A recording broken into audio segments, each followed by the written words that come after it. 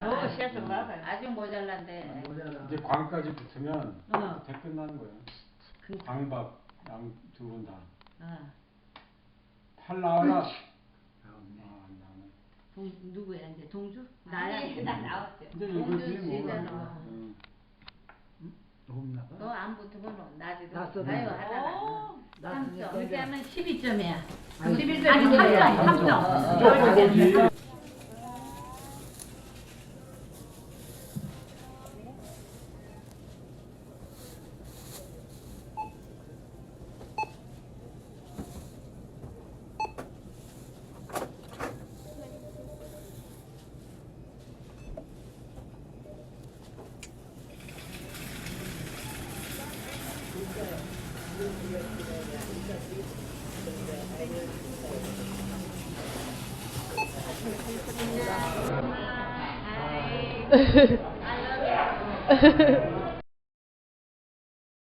Well, I didn't really learn to make Korean food until my 20s from my aunt, but as a Korean, growing up with Korean food, it's something that I crave very often, and it's the Korean food that fills me with satisfaction after I get done eating. So knowing how to make certain dishes, from kimchi to fried rice to the different types of soups that we have and noodles, has been a very important part of my life to continue my heritage and then to introduce those foods to my daughter as well. So I'm very happy to know how to make some Korean dishes that takes me back home. I mean, she's a great cook. I feel like you're always calling her for recipes too. Well, I think that it's really funny because it's not like she actually cooked a lot when we were kids. It came later in life. So I mean, I think that's the good, clear indicator that it's important for her. Yeah, it means a lot for her to preserve it. I mean, that's kind of what we have as being here in the U.S. Being able to pass that on. Yeah, for me, it was very important to have Korean food because it's basically my way of connecting to my heritage. So for that same reason, I think it's important to also pass on to other generations to come. I think based on my observation, it really brings her joy and comfort. Just as when we first arrived to the US, it's just something that we've grown up with, and it's just a way for her to keep her heritage going and to pass it down to her daughter, Gina, and I think that she really enjoys it and can appreciate not only the flavors, but also the just the richness of the culture that it's come from.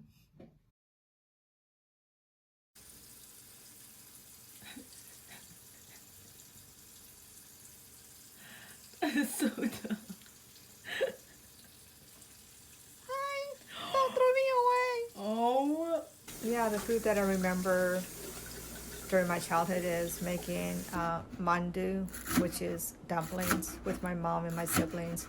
We would sit on the floor in a circle, have the meat and the tofu and cabbage and all that stuff, and we mix it and we would put it inside the dumplings and seal it together, and then we would use that to make dumpling soup or fried dumplings, and it was really delicious. So growing up, I remember that making Korean food with our mother. I know it was very labor intensive. Another memory is of making mandu, and which is Korean dumplings. And my mom would bring a big bowl of ground meat, and we would have to take it and just get a dumpling and put it in the center, get some egg yolk and wet it around, and then close it up. And so that was quite tedious, but thinking back now, it really brings some really good memories. So when we were in Southern California, when we first moved to the States, there really weren't a lot of markets, Korean markets around. And my mom had to drive really far away to get ingredients for a lot of the Korean dishes. And here is a picture, and that's the Korean market. And there's Gina's mom, and there's me, and that's our stepfather.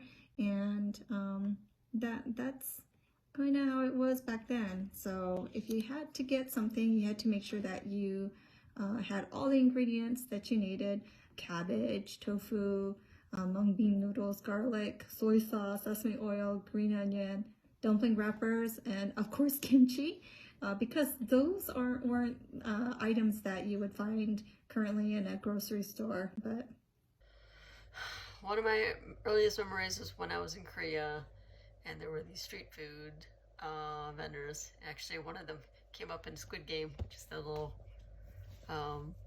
sweet. I don't even know what they're even called. The little crackers that's got the little design on it. I remember that very fondly and learning how to make it. My grandfather owned a couple different restaurants. He ran it, he founded it, and so it has a huge impression on my family. So the fact that I learned how to make some of the dishes also from my mom is very important.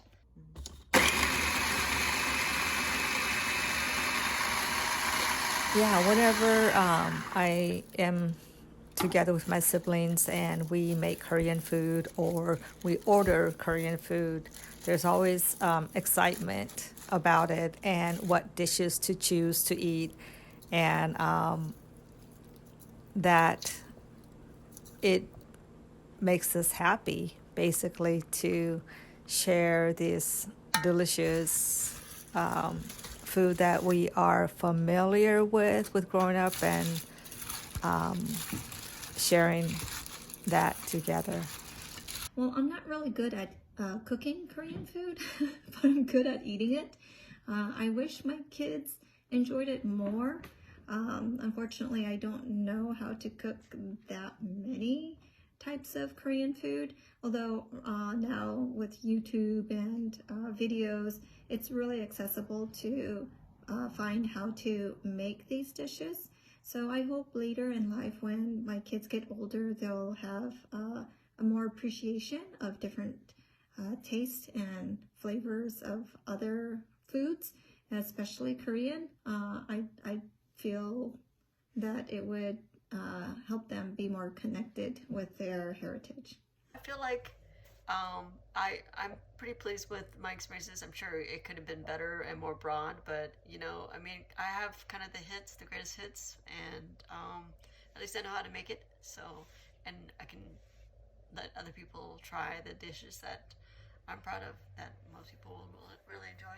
Well, I mean, I hope that Gina, that she learns how to cook some of the things that we learned. Um, and it's not too late because Haehoon, obviously, I can't remember her making much when we were young. So she clearly, out of her love of the food, and maybe shared experiences with other immigrant friends, I'm assuming that she learned how to cook. So it's important for me to be able to cook, because I really enjoy and crave it whenever I need comfort food. It's important to pass on to the younger generations because, yeah, I've definitely taught you how to cook, my wife how to cook Korean food, because I'm kind of lazy, and she's a little bit more exact when it comes to making the recipe as I want it. So it's very important. It's my identity as an immigrant. It's important.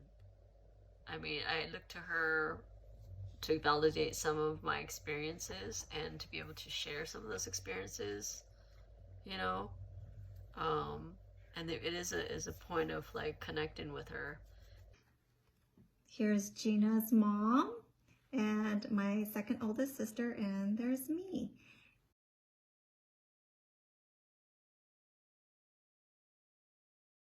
Um, Generally, like cooking food has not really been my forte, or like quite frankly, really my thing. Um, when my friends text me like, "Oh, come over and bake cookies with us, or let's cook dinner together, I'm like, no, thank you. Like, it's not personal. I just don't. I've never found like just an effusive experience in like cooking or anything of the sort, quite honestly. However, on the other hand, Korean food has played like such a large part in my own life. Um, it holds a very prominent place in my own nostalgia and memory.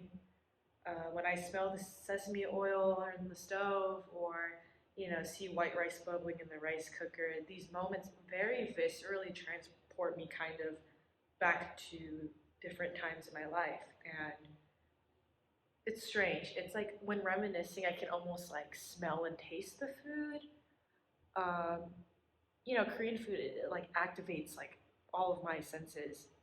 While my reluctance for recreational baking or cooking still holds strong, there's no doubt that Korean food has had such a strong presence in my life. I have memories of my mom and my hanini. Uh, I'm supposed to call her 할머니, which is grandma, but um, when I was little, I couldn't pronounce it right, so I said hanini, so that's why I call her that. I remember both of them packing spam, egg, and rice, and seaweed, and a bunch of different panchan in Tupperware to take with us on road trips so that we wouldn't have to stop and pay for food, and the smell in the car as we were driving to these different places. I have memories of going to Thanksgiving and the tables mostly being Korean food. Sometimes when I was younger, I would complain, like, where's the turkey? But now that's not really needed. Um, I have memories of arriving at my great aunt's apartment on the 5th floor of an old Korean apartment building in Seoul, and immediately met with jars of chonggak kimchi that were prepared specifically for me. I have memories of my mom urging me to eat miyeokguk on New Year's Day, seaweed soup, and me grimacing at the like seaweed slimy texture. I eat it now. I try to. Texture is just like a thing for me. And I have memories of eating bulgogi and rice after service with ajumas and ajashis at my childhood Korean churches that I went to growing up. I distinctly remember how I started liking kimchi. Um, I've always been like a really picky eater. However, it was solely the sound of my mom's chewing um, when eating kimchi that convinced me to try it at the age of 4. She sat at the table, I remember, with one leg propped up on the chair, as she always does, but never allows me to do. Um, and she grabbed a piece of kimchi with her chopsticks and she popped it into her mouth. And the crunch of the kimchi, like, just kind of scratched like this miscellaneous itch in my brain, and it made my mouth like water. And so this prompted me to ask my mom if she could start washing the kimchi so that I could start eating it because I was scared of the spice.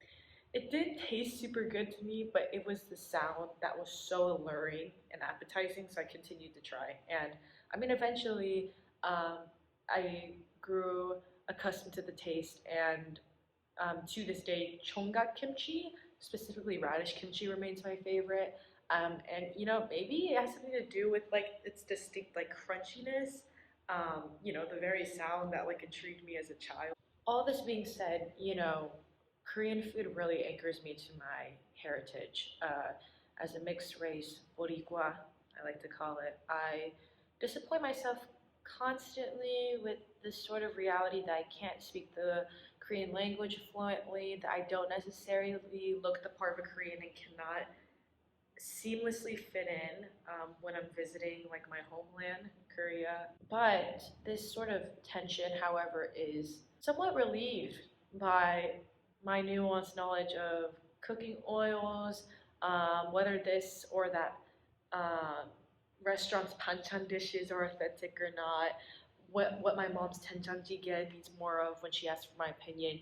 This knowledge and connection to Korean food makes me feel really grounded and really calm. It makes me feel hand in hand with my heritage. And so entering my 20s, I've sworn that I want to cultivate my own relationship with Korean food to preserve the nostalgia and memories, my heritage, my legacy, my blood. So, now I truly find solace in Lone's shopping trips to H Mart, knowing where all the different cooking oils and ingredients are, going to my mom's like twice a week to eat Korean food and making bibimbap at home by myself, and one day I strive to hopefully make my own chonggak kimchi, even though I know it would be nowhere near as perfect as my mom's. But this is solely my story, right? I recognize that my story would not exist without my mother. And so this video is an homage to my mother's own story. I'll look into her relationship with Korean food and even her siblings' relationship with Korean food and their heritage. So thank you, Eomma. Thank you, Hanini. Thank you, Harabuchi. Thank you, Harmony. Thank you to my Korean church. Thank you for instilling this in my life. And yeah, okay.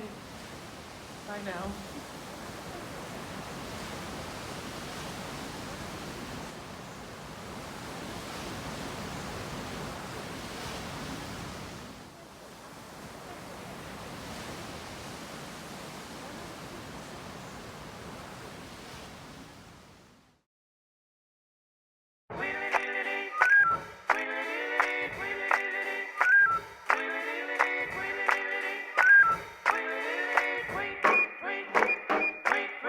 He rocks in the treetop all the day long, hopping and a bopping and a singing his song. All the little birds on Jaybird Street love to hear the robin go tweet, tweet, tweet. Rockin' Robin, tweet, tweet, rockin' Robin, tweet, tweet. Slow rockin' Robin, 'cause we really gonna rock tonight. Every little swallow, every chickadee, every little bird in the tall oak tree. The wise or loud, the big black crow, flap of their wings, sing and go.